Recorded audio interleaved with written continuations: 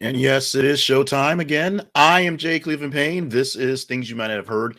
Thank you for joining us for this Thursday, December 15th edition of the show 2022, which means it is officially 10 days till Christmas. So if you hadn't got your stuff done yet, 10 days. That's all you got. What we have going for you here is not 10 days, but 8 news stories from the past 30 hours that were the most conversational. And as you saw from the graphic for the teaser graphic and in the comments, you kind of know where we're going with this one. Some very surprising stories that popped up in the last 30 hours. One I waited a whole long day to put out there for consumption, and it overtook everything. We'll explain that in a bit. And one that's not so surprising, but yeah, we'll deal with it. Let's get into the stories now. If you want to know more about what goes on behind the scenes at the Conversation Project, go to our website. This is theconversationproject.com. If you believe we are offering you great service, great product, great stuff as your new side piece, stop by there and find out how you can see all of our sponsors and all of our partnership opportunities and other things that we do behind the scenes. Let's get into the news stories right now. Starting with this one. This is not the top story, but this is basically the story that everyone was talking about all in real time. Back every time somebody reached out, this is what we talked about. LNDJ Steven Twitch boss dead at 40 by suicide. This was a story that popped off fairly early in the morning. And as we found more details about the story pretty quickly, it got extremely sad very quickly. The longtime dancer, producer, performer, and of course Ellen's sidekick for everything, more than a DJ. He basically, said, I'm more than a DJ, and we're wanting the right to be executive producer rights and things like that, keeping the show together as it, lived out its life. Stephen Boss essentially left home the day prior, went to a motel about a few miles down the street, didn't take a car, only had a short bag. And from what we know, he was found later of an apparent suicide attempt, not even attempt, it's apparently suicide, a single gunshot wound, or essentially. This is a very sad occasion. This is a guy that is known for making people happy, literally on TV and saying a lot of inspirational type stuff. And to find out that he was dealing with something so seemingly personal, but a lot of us have these same issues, and not being able to work this thing through, especially 11 days till Christmas, a week after celebrating anniversary, talking about the love of his kids. Um, the family has asked for some privacy as they deal with this at this time right now. So that's what most we're doing. We're sending all the love and thoughts and prayers to the family and the fans, and want to do a reminder when we do stories like this. We always put a reminder that there is help. The National Suicide Prevention Lifeline has changed up a little bit. Now you can call or text 988 on your cell phone, or you can visit 988lifeline.org online. You can still call the old number if you have that somewhere, but that's because it will work for another year or so. Available in 24 hours a day. Language is English and Spanish. Someone will be there to speak to you to help you through whatever it is you need talking through. So if you need someone to talk to, find someone to talk to. If you can't find someone to talk to, pull out your cell phone, call or text 988. The second story for the morning is actually the top story of the day. This story by Leaps and Bounds was the most engaging story. And we waited till middle afternoon to post it because I didn't think it was much of a thing. It kept popping up on Twitter as a thing. So we put it out there. This story is 67% more engaging than the story at number two in the voting. We'll tell you what that is, and we can get to that one. Excuse me, but Mandy Rose reportedly released by the WWE amid nude photo and video leak. Now, if you follow the wrestling game, on Tuesday night, there's a show on USA called NXT, which is the next generation wrestling. It's a third brand for WWE, where it's basically a developmental brand for TV folks. What they've had in the last couple of years is people that aren't quite as good on the main rosters drop down there and do some stuff to tool things up, or do rehab, if you will. Mandy Rose was a popular character, but a lot of things that just went wrong with the character. A lot of things went wrong with the times, and COVID-19 sort of put a stop on a lot of things. She went down to NXT, back to NXT, where she started with, and did a new look, a new attitude, and for over 400 days was the champion for the women's division, leading some other women to guess mentored them in some ways as well. She lost the title on Tuesday in the storyline where she was basically afraid to fight this plucky upstart. She was fired Wednesday morning. Why was she fired Wednesday morning? Well, there have been some leaks to some nudes and videos and photos that she did on a private chat line, basically an OnlyFans like chat, where she had things for subscription services that had racy photos. These things were leaked by someone, and essentially uh, WWE, not so much because they were racy photos, because they do racy stuff on their own, but because there's a policy of basically, side gigging yourself on other things. They don't like you doing too much stuff on the social media that is promoting other things that's not them while you're employed by them. And that's essentially what happened. Now, was she being exploited in this case? Pretty much yes, because it was a subscription based service or something on the side. It wasn't out there just free on social media. Is it fair? Definitely no. What will we do about it? I don't know. We'll see what happens going forward. One of the weird things about the wrestling business is the fact that the belief in kayfabe, that everything all you see is real, even though it's scripted, not real. And even when people go away, we had an issue happening on Monday Night Raw, their show, where Matt Riddle, a male wrestler, was beaten down and carted off in a stretcher to be taken off TV for 6 weeks. Rumor has it he failed their wellness policy, which is drugs, for a second time without a warning the first time, and they just wrote him off TV while he goes to get better. Mandy Rose gets fired, not suspended. Matt Riddle gets suspended, and we see what happens here. Is it fair? It's not. COVID cases explode in Beijing, leaving city streets empty and daily life disrupted. There's a mass wave of COVID-19 just sweeping the world again, and we're seeing it in our nation, where we're seeing what we're seeing is a mix of people suffering from COVID-19, a very, very aggressive flu season, and the RSV virus that's affecting a lot of children. This is happening in mass cases in China and in Beijing, for example, where you can see people are just not there. It's like lockdown again, even though they have released some of their strenuous lockdown protocols. There's still so many people sick, so many people who are ill, so many people who are afraid that are not out in the streets. Let's go to this story. TCU's RB, that's running back, car rammed by director of football ops over cheating. Why is this a story? The TCU running back is a student. He's a student athlete. He's a kid in college. The director of football operations is an adult, is a person who runs the football operations for the school. And apparently they were having relations. And apparently the young man decided he should have relations with people more his own age. And that constituted cheating by the director of operations. And so she rammed his car. The adult rammed the student athlete's car. Yes. Read the story, get the full details. It's a whole bunch of crazy. Yes, it is, but it is technically consenting adults, although one adult is under the purview of the other adult. So you can, your mileage may vary on that one there. Scientists declare 2 Hawaii volcanoes have stopped erupting. Hooray, hooray, hooray. The 2 volcanoes in Hawaii that were threatening life as we know it, and then all of a sudden becoming a religious experience, have stopped for the moment. Now, one of them is an active volcano that just sort of spews at times and kind of spit things out. That isn't really all that problem. The other one isn't all that active. But when it does become active, it causes issues. You can see from the pictures how they have spent years, decades, manipulating roads, manipulating villages, manipulating people so they are out of the way of the lava when it decides it's going to do, because lava going to do what lava going to do. But right now, the worry we had for the past couple of weeks on the eruptions of the volcanoes in Hawaii, first to one, then the other kind of meet group together, has now come to an end for now. Parents who say their kids won't eat or shower because they're addicted to Fortnite slam Epic Games with lawsuit. Let me read that one more time. Parents who say their kids won't eat or shower because they're addicted to Fortnite slam Epic Games with lawsuit. Now, this is crazy. It's just crazy. This is not heroin. This is not fentanyl. This is a video game.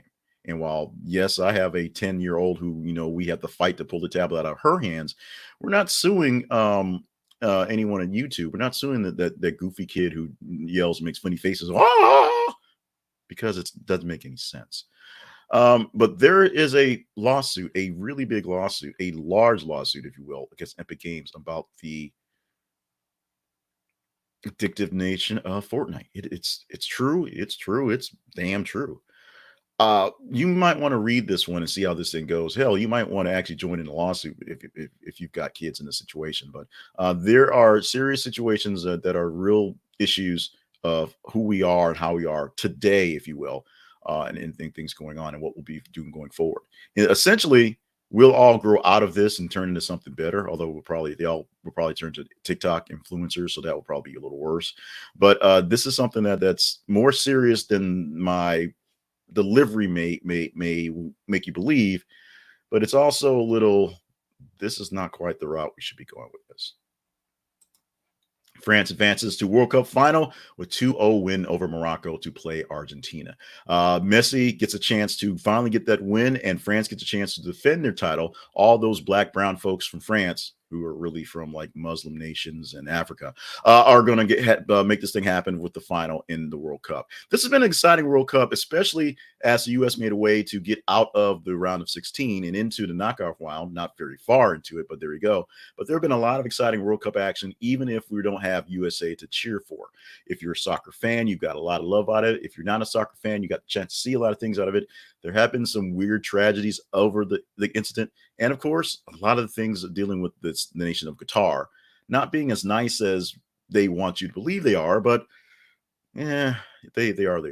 Let's live up to this great matchup we're expecting for France versus Argentina. Let's go for that and see if any of the fallout from the nationwide groupings of folks will turn into something positive. We want the positive. And the number 2 story of the day, or from yesterday, basically the most engaged story, is something that happened essentially late Tuesday. But I think we didn't pop it in there till overnight, midnight or so on Wednesday. Trump teases major announcement coming Thursday, which is today. Now, what did Trump tease? He put out a post, whatever they call them, on Truth Social, with a image of Trump pulling open his jacket with a Trumpian Superman type symbol underneath saying, "We need a superhero. Big announcement coming today. Major announcement coming today, Thursday, if you will."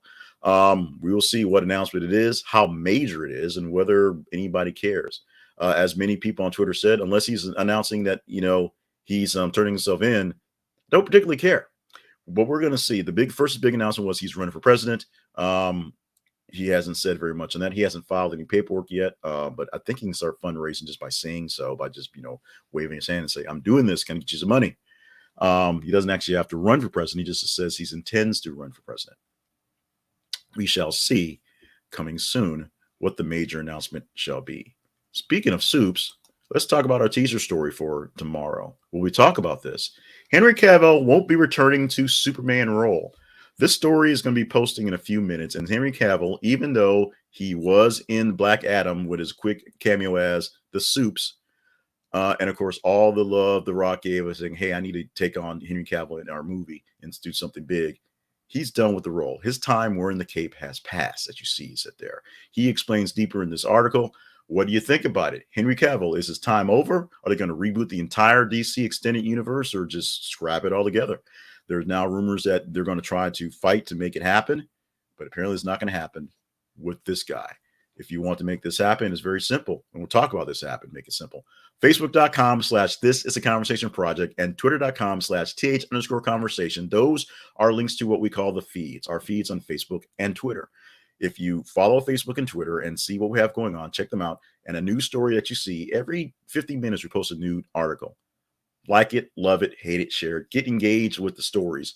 As you engage with stories, better chance we get a chance to talk about them. That's why we talked about the Stephen Boss story, because it was extremely engaging, folks. That's why we put in Mandy Rose, which I didn't think was going to make the difference. Trust me, it was by far the most engaging story from you guys and the Twitter bots that are still out there.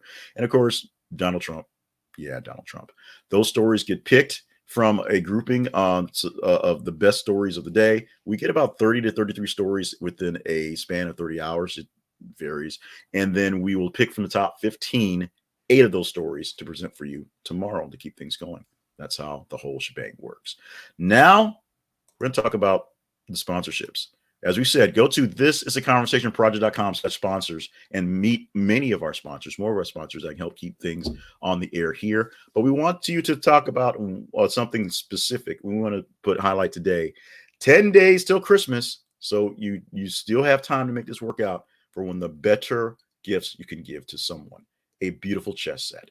Go to the Chess Store Incorporated via our link at thisisaconversationproject.com/the chess store. Crazy mad Black Friday prices on chess sets. Now, this may seem a little silly, but chess, one of the oldest games in the world, a game that can teach you more in, the art of losing than many other games from various wins.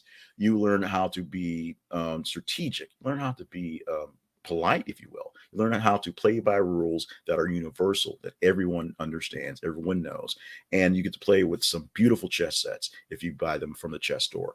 Wooden sets, metal sets, reproductions of great antique models, and great plastic sets that you take for travel that don't look like crap. They're not cheap looking. They look beautiful. The little one who doesn't watch this because she thinks I'm boring is getting some chess stuff for her Christmas gifts, and we got it from the chess store weeks ago.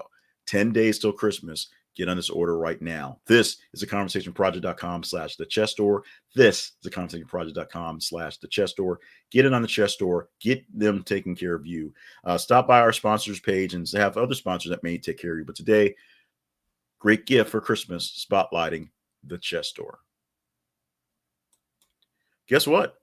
Let's talk about us again a little more. The Conversation Project. This is theconversationproject.com is the home for the Conversation Project. And what you find there is more of what we do in general. You see the links, if you're watching the video, the links for the feeds are there as well.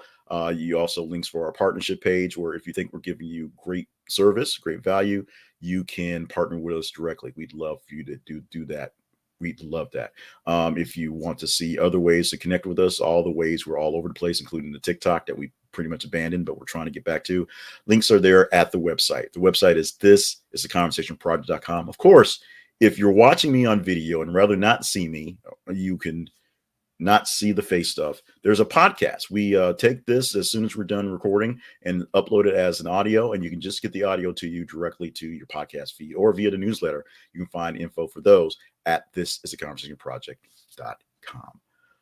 Today, wrapping things up with things that make this more homey, more, morning show type. Today is December 15th, as I've said about 14 times in this broadcast, and birthdays for today include Don Johnson, going way back to Don Johnson, kicking it at 73 years old, Nash Bridges, and of course, Miami Vice. Adam Brody, not Adrian Brody, that's another guy. Adam Brody, who has done a couple things, I'm sure, but pretty much the only reason why we're talking about it is because the OC on Fox, which was like 20 years ago, but everybody still loves the OC on Fox. And showing how long it was, Adam Brody played a teenager who was, of course, actually in his 20s. He's 43 years old today, making you feel really old. A guy who didn't play a teenager, but Charlie Cox, who is Daredevil and, of course, also played in Boardwalk Empire, coming back to the Marvel cinematic universe, I guess, in last scene in Spider-Man, showing himself on the TV verse with She-Hulk and coming back with his own new take on Daredevil, resurrecting the Netflix Daredevil to the newer version. He is 40 years old on the day. Today, we are highlighting Wear Your Pearls Day. And there were some other things to highlight. It's Cupcake Day as well. So if you want cupcakes are great for the day. But we just thought, you can't clutch your pearls if you're not wearing your pearls. So why not pour your pearls out, wear them profoundly, wear them out there in the crowds, and then find plenty of reasons to clutch them all day long. Why the hell not? It's America. Or Australia or someplace like that. Here is something that is a conversation I actually had with my wife a few years back. It was just a random sort of thing about rooms and painting, because we were complaining about something. I was complaining about painting an office or something. But here's the conversation. This basically turned into a conversation. What was there? Essentially, we had white walls. The boss wanted gray walls. We all thought it was stupid because we had to take everything off the walls. Here's, some science backing my boss, obviously enough.